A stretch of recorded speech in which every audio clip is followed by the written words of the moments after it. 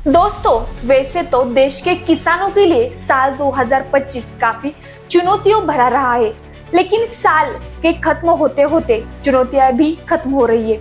जैसे प्याज किसानों को चिंता रहती है कि उनकी फसल को कितना दाम मिलेगा, वैसे ही सामान्य जनता को भी एक सवाल सताता है कि घरेलू बाजार में प्याज के दाम कितने होंगे, क्योंकि प्याज हर सामान्य घर की आम जरूरत है। लेकिन इस बीच राज्य के प्याज किसान और सामान्य जनता के लिए एक अहम खबर सामने आ रही है।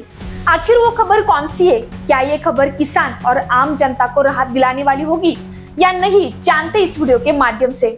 नमस्कार किसान भाइयों, मैं मोनिका पालवी एग्रीको के हिंदी चैनल में आप सभी का स्वागत करती हूँ। हर साल सर्दी के मौसम में प्याज के दाम रसोई का बजट बिगाड़ देते हैं, लेकिन कांदा एक्सप्रेस ने इस बार प्याज के दामों को काबू में रखने का काम किया है।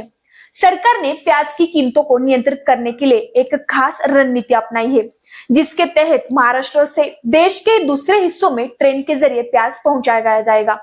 उपभोक्ता मामलों के विभाग की सचिव निधि खेरे ने जानकारी दी कि सरकार की इस पहल से बाजार में स्थिरता बनी रहेगी। पहले बाजार में प्याज के दाम तेजी से बढ़ने लगे, कई 60 तो कई 80 रुपए किलो तक। शादी, त्योहार और रोजमर्रा की रसोई सब पर असर पड़ने लगा। अब सवाल ये था कि इतनी बड़ी आबादी वाले देश में प्याज की कमी को तुरंत कैसे पूरा किया जा सकेगा? ट्रक से? लेकिन ट्रक में तो समय लगता है, खर्च ज्यादा होता है। यहीं पर सरकार ने एक अलग ही चाल चली। सरकार ने सोचा, अगर अनाज ट्रेन से जा सकता है तो प्याज क्यों नहीं? महाराष्ट्र के नासिक और लासलगांव जैसे इलाकों से, जहां देश का सबसे ज्यादा प्याज का उत्पादन होता है, वहीं से सीधा ट्रेन में प्याज लोड किया गया।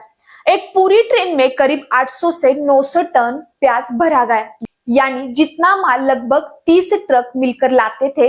ये प्याज दिल्ली, एनसीआर और दूसरे बड़े शहरों में भेजा गया, जहां मांग सबसे ज्यादा थी और कीमतें आसमान छू रही थी। सरकार ने अपने बफर स्टॉक से ये प्याज बाजार में उतारा और एनसीसीएफ, नाफेड जैसे सरकारी आउटलेट्स के जरिए 35 रुपए किलो तक में बिक्री शुरू करवाई। सरकार ने घरेलू बाजार को संभालने के साथ साथ निर्यात पर भी ध्यान दिया। पिछले साल 13 सितंबर को लगाए गए 20% निर्यात शुल्क को 1 अप्रैल 2025 से हटा दिया गया। इसके नतीजे सकारात्मक रहे थे। अप्रैल से सितंबर 2025-26 के दौरान भारत ने 0.72 मिलियन टन प्याज का निर्यात किया, जो पिछले वित्त वर्ष की इसी अवधि से 80% अधिक है। भारत मुख्य रूप से बांग्लादेश, मलेशिया, संयुक्त अरब अमीरात, श्रीलंका और नेपाल को प्याज निर्यात करता है।